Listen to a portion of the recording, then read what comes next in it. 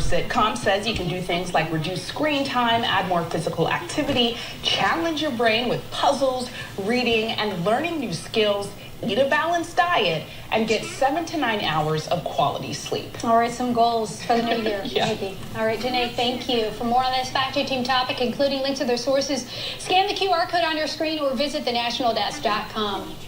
It's the housing trend that's delivering both some good and bad news. All right, guys, let's head to New York City's Times Square for the ball drop ceremony. The 2025 is finally here. Lonnie, Destin, it's all yours, guys.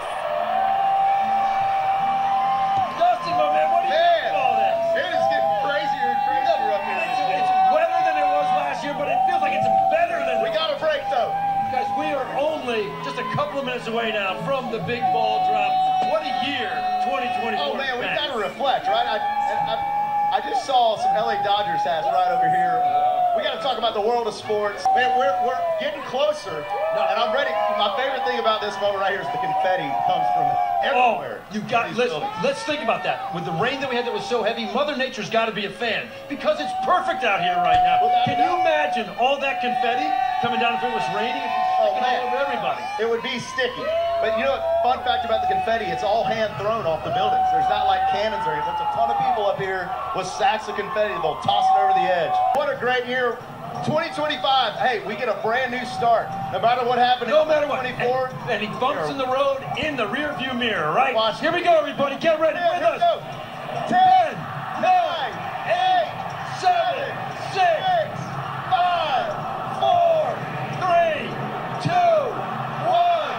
Happy New Year!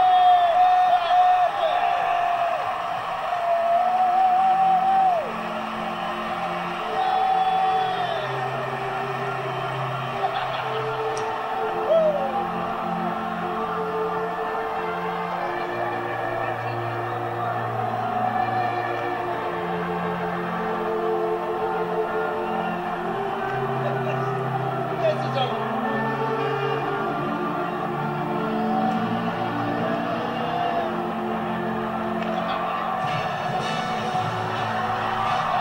You got the name?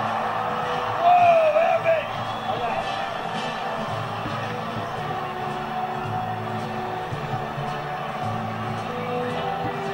Happy New Year, everybody! Let me officially welcome you guys. Dustin, welcome to 2020. We're here. We made it. All kinds of great stuff is going to happen in 2025, and something really great has just happened for this person. It's the winner of our country music sweepstakes. Get ready for this. The winner is going to see 10 shows this year. 10 shows. You are going. My winner, Prize. Mary H. from Hughes Springs, Texas. Well, congratulations to them, and congratulations to you for making it to 2025. I've been making these videos for 5 years now, starting out with Windows XP. Though it hasn't been quite that long. 5 years ago, Windows 10 was very much in existence, and, well, now we've reached the end of the line. But there's still a lot of people using Windows 10. As a matter of fact, last time I checked, the vast majority of Windows users are using Windows 10 rather than its newer counterpart you see before you here today. Now, normally, when I have a computer here ready for its New Year's resolution, I suppose you could say, there's normally some form of an issue with the computer functionally. It's not booting, there's some issue that is obvious on the screen at the time of making the video. Now, with this system here, you might look and say, well, you know, nothing too unusual. It's an older computer. It's got, vPro technology from a second gen Intel. You know, it's a little bit up there in the years, but it's running Windows 11 at the moment. But, yeah, no real issues until you just right click. Just right click and you get this menu right here. That's all you have to do to break Windows 11, really. It's kind of similar to with Windows 8, where you would hit the Windows key. At least with the Windows key now, it does pull up a start menu, but, right click. What is that menu? what is that menu? Now you can show more options and get the real menu, but another good way to permanently fix that issue is contained on this flash drive right here, and I think you know what I mean. We're going to be installing Windows 10 today in 2025, the first day of 2025 as a matter of fact, as denoted by the accurate time and date on this system. There you have it. It's actually a little ahead, but never mind. Here's our 64 gigabyte SSD, unbranded, completely generic, weird, eBay, something I got from eBay, God knows when. Maybe it works, maybe it doesn't, but either way, it'll be better than Windows 11. Let's go ahead and shut this thing down, swap that drive out, and see how quickly we can install Windows 10 in 2025. 2025. That's going to take some getting used to. Alright. Well, there was a bit of excitement this morning that delayed the release of my video a bit. If you were in the Discord server, you would know all about it, as always. Link in the description. But now, we're beyond that, and we can get to the important stuff here, which is putting Windows 10 on this old laptop. We have the USB drive in there, and when I say we, I mean me. And, yeah, go ahead and power it up, and I'll talk a little bit more about this particular system, which I have prepared my notes on this sticky note here, all about it, so I can tell you all about it with confidence this time.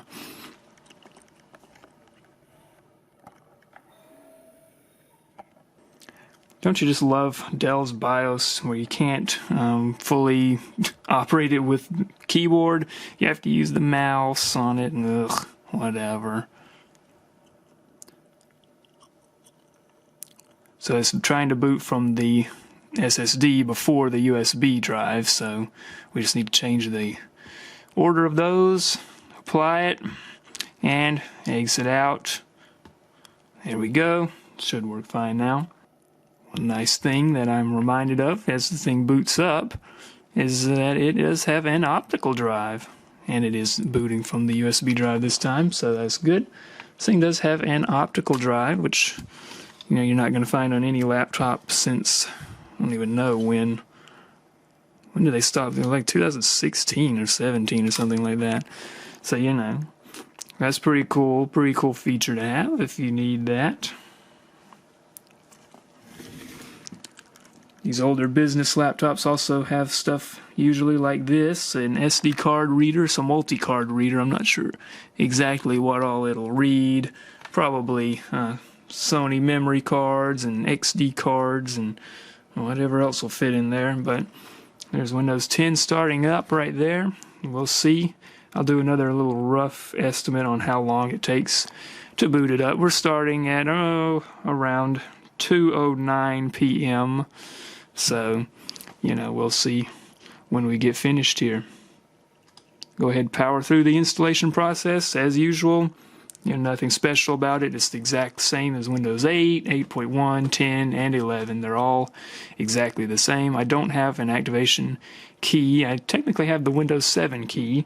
I would have to remove the battery to get it, but we can maybe try that out later, see if it'll accept a Windows 7 key. There was a time when you could use a Windows 7 Professional key to activate Windows 10 Professional, which was quite nice, but of course, Microsoft, they aren't always that generous.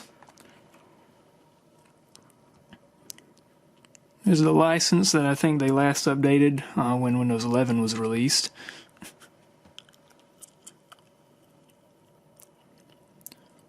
There's our partition, and there goes the copying files. Oh, that was fast. It wasn't really that fast. I don't know what copying Windows files means. It's copying like one tiny little file or something. I'm not sure exactly what that is, but I'll let you know when this process is finished. Well, as usual, it's so fast, I don't really even get a chance to film it. I just restarted after completing the initial setup. And, well, it's been about 4 minutes. You know, I could have dusted the screen off before I did this, but, not really in the budget here. Alright, we just restarted again. Kind of interesting. Very interesting. I did rip out the USB drive. I should mention that I downloaded and set up the media creation tool thing with this yesterday. So this is the latest and probably not greatest Windows 10 install that you can do right now. Today, the 22H2, I believe, is what they called it. Last major update to Windows 10. And this is, you know, as I said, the latest that you can download from the website, Microsoft.com. So we're going to try the do not have internet path today. We're going to see if we don't have internet. Yeah, we can do limited setup. So they do let you do limited setup. This is no Rufus, you know, doing anything. This is just directly from Media Creation Tool, which you download from Microsoft, and they set up the USB drive for you. So I'm going to use CRT here on this computer. Our password is going to be that right there. And we're going to turn some of this stuff off. Alright, so now we have this screen. I don't believe I've seen this one before. If you've watched some of my Windows 10 content in the past, you'll know that I have a little bit of a rocky relationship with Cortana. In the past, the Windows 10 setup would include Cortana. By default, it would start talking to you at a random point in the installation. So after it starts, it does some automatic stuff, it restarts, and eventually it would reach a point. You wouldn't get to a point where you would click a box and, you know, and then it would start talking. It would do it automatically after a restart at a certain point in the setup process. It would start talking, and of course, speakers would be at max volume. Not as big of a problem with the desktop, because you can, you know, you have to plug speakers up to the desktop. With a laptop, they're kind of, you know, they're right there. So it's a big problem with laptops. Big problem, especially if you're setting up a laptop at midnight. So that's a thing. But now we have this screen. Let Cortana help you get things done. So you have to accept Cortana now, which we're not going to do. Thank you very much. All right. Hi. So that was it. Again, 2:19, you know, under 10 minutes setup time. This should lead us to the desktop once it finishes this. I'm thinking it's probably will finish by the time I finish rambling right now. And yeah, again, this is 8 gigabytes of memory. So, you know, not the lowest in the world. There's computers out there that have 4. But yeah, I wouldn't really recommend using anything like that. I mean, you know, even on Windows 7, like if you're using something with 4 gigs of RAM, that's pretty basic. That's pretty painful to use for anything beyond the very basics. But anyway, this might actually take several minutes, so I'll catch you in a few minutes. Just got a deedly-dong, searching for a display driver. You're not going to find it, Microsoft. I think this thing has an NVS graphics card, NVS 4 or something. I don't really remember, but yeah.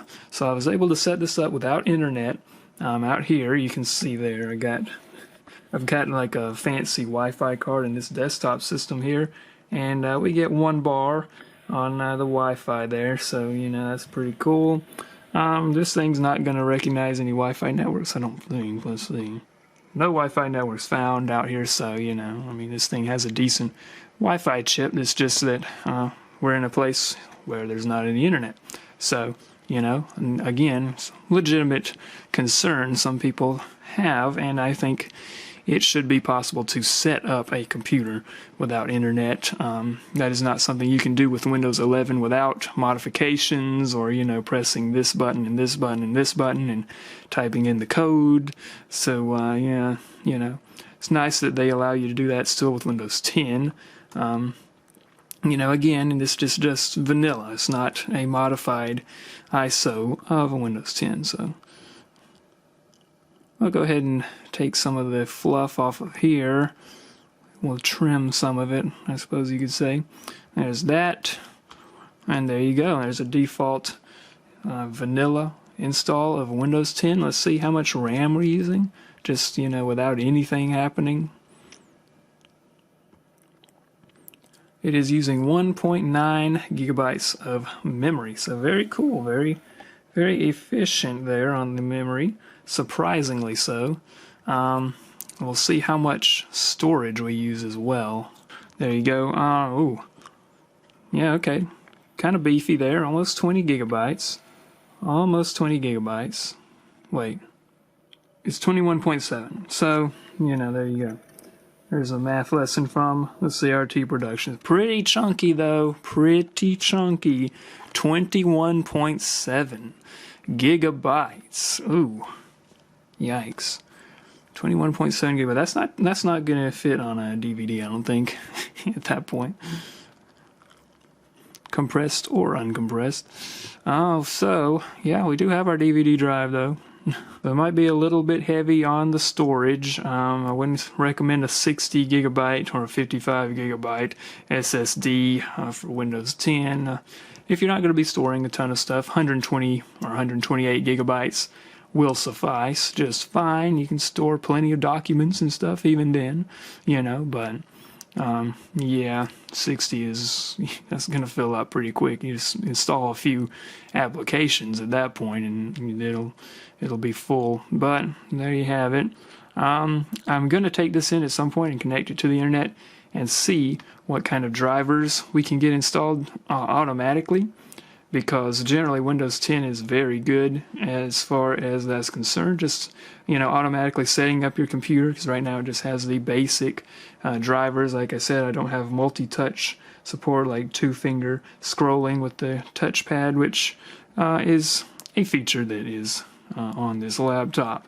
It does have Edge on there. I'll take one last look at something here before I do that. I want to see startup apps, and it has nothing on here but OneDrive. I'm guessing it'll probably add Edge. Normally Edge is on here in Windows 11 installs by default to start up, like their automatic updating tool on startup. I'll disable OneDrive, so I don't use that. But there you go, just the security notifications, whatever. So there you go. We can browse the web with Edge. So it does include the new version of Edge. For a long time, when you install Windows 10, even if it was, the current version of it, like freshly downloaded from the Microsoft website, as I did with this, for a long time it would still include that old version of Edge, like Edge 22 or whatever. But it looks like they have fixed that. Which version is this? This is version 92. So it appears that the current version of Edge is 131, released December 19th. So apparently version 92 is from June of 2021. So it's still a little bit out of date, but this will probably function. Probably. Doesn't matter though, because it'll automatically update itself once you get it connected to the internet, which I'm going to go do now. I will update you once I have some more information on the automatic updates and setup procedures. Well, here we are. Windows 10 admittedly didn't do a great job of installing the drivers for this thing. I got all of the absolutely, essential things, but did miss a few random things. Mass storage controller, PCI serial port. I don't know about that one. This, I think, has to do with gigabit Ethernet. Not sure what unknown device is, but you got the essentials, I guess. That's better than nothing, at least. So I figure, since obviously Windows 10 is still going to support all of the software that Windows 11 supports, there's no issues with that just yet. It's not Windows Vista. So I figure, if nothing else, we could run a quick Passmark performance test on this thing. Test the CPU, I don't think we're going to get much results out of the GPU, but, you know, we can run a little test on this and then maybe slap that Windows 11 drive back in and see if there's any difference whatsoever. So run a couple of tests not related to storage, because this thing has a crappier SSD than the one I have Windows 11 installed on. And yeah, we can see if there's any difference, especially with like memory and, you know, the CPU. So let's see. It looks like for CPU we got 4285 and RAM 1810. Abysmal scores, but that's to be expected with a system like this.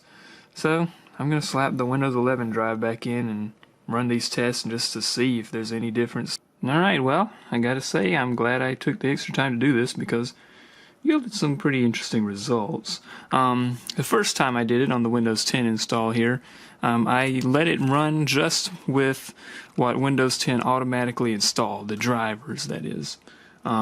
Whatever it considered the essential ones, not the optional ones. But I did include a couple optional ones, actually.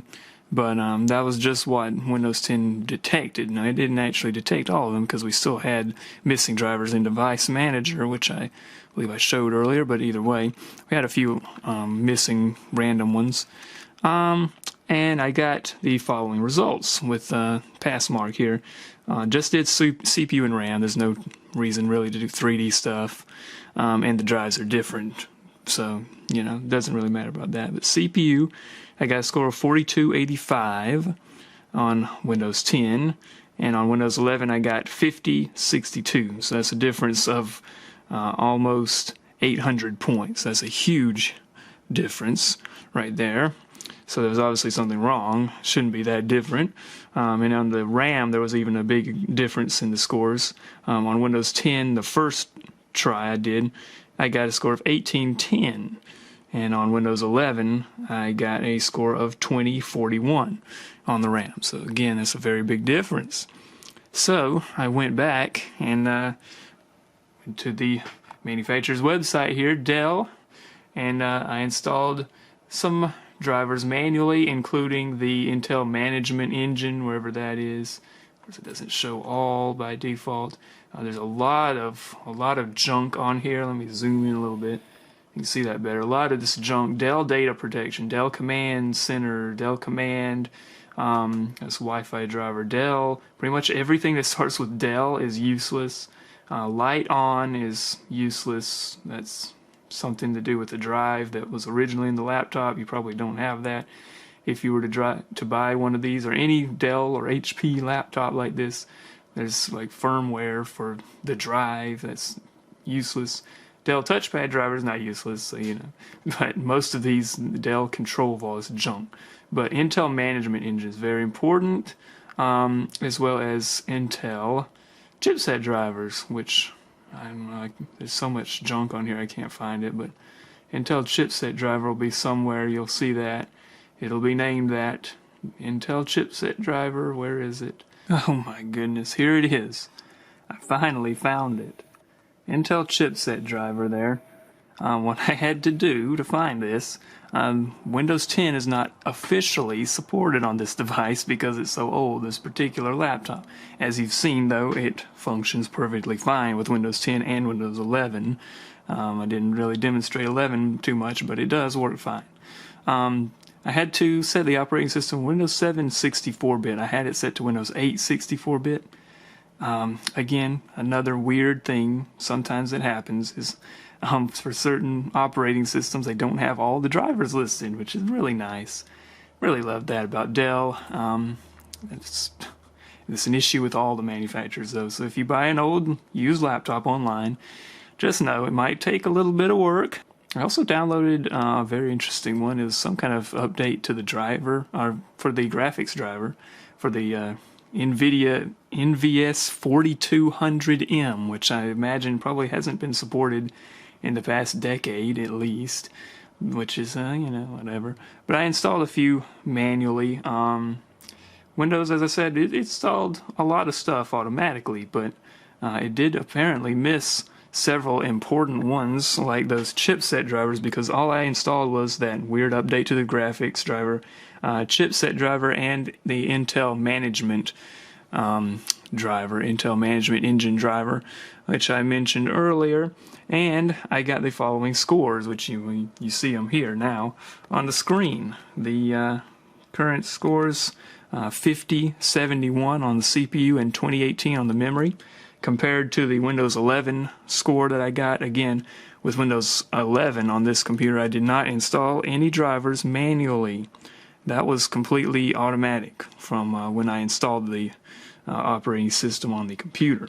On Windows 11, I got 5062 for the CPU compared to 5071, practically the exact same score at that point. I could run it again on here and get a slightly lower score, slightly higher score. But and on the RAM on Windows 11, I got 2041. On here, I got 2018. So very close. So yeah. Just goes to show the importance of installing those drivers manually if you want to get maximum performance out of your computer. You'll get some performance out of it with the automatically installed drivers, but for the most part you do want to do that manually. And just for fun, I did run the 2D Mark score on. I do not want to run 3D Mark on this computer, but compare that to a GTX 1070 on this desktop system. The score is 987. So, yeah, if you buy an old used laptop, the CPU score is 10,000, so it's double. It's actually not too bad for the CPUs. The CPU's only half as bad on this computer as i7 desktop CPU. So when you Google your laptop's model number, support, you enter it. On Google, you'll get this. But depending on your browser, on certain search engines, you'll get stuff like this right here at the top of this search result. This right here, Ask Tech. Do not click on stuff like this. Best Reviews, products.com. There's Dell's official site. This is sponsored again. You do not want to click on stuff like that. There's a lot of extensions online that will remove stuff like this, which you might have installed. You might not see anything like this, but eBay, like what? Guess you can buy one. We'll take a look at that in a second. But then all the way down here we get to web results. I'm not showing that on the screen. There it is, web results. We're out of the sponsored things right there, right there. Down here we finally get to the actual support page, which is what I showed a second ago. But yeah, you want to make sure you don't click on stuff like that. Do not buy this. That's $250 for this laptop that I don't even know how much I paid for. I think I bought a lot of these at some point. I think I probably paid that much for like 4 or 5 of these things. So yeah, don't get ripped off. And just make sure you download drivers for your laptop manually if you have any problems with performance. If you don't have any problems with performance, or you don't think you are, you might not be getting full performance out of it, as I've demonstrated here. This worked perfectly fine with Windows 10 and just the automatically downloaded drivers, but as we've seen here, we got a little bit extra performance from downloading certain things manually. So there you go, and this thing will perform just fine. I'm not connected to the internet, but we can go ahead and pull up something about Copilot. I don't think Copilot will work offline, will it? We don't have Copilot. We can open Microsoft Edge, I guess. You can see there. It pops up pretty quick. I did go to YouTube, do a quick test of YouTube off camera, and that was fine. I mean, it's all good, really. 3D viewer, just open something, There you go. It opens up. This laptop performs perfectly fine. On Windows 10, it would probably be even nicer. On Windows 11, I used this for a while with Windows 11, and it does fine. I did have a couple times where there were like a couple weird glitches and stuff, but I mean, I've never experienced like freeze or crash or anything like that, so Windows 11's fine too. So, old laptops and Windows 10 will be used for some time to come. And until they stop being used, well, this is the CRT Productions saying, join the Discord server. And Stay safe out there.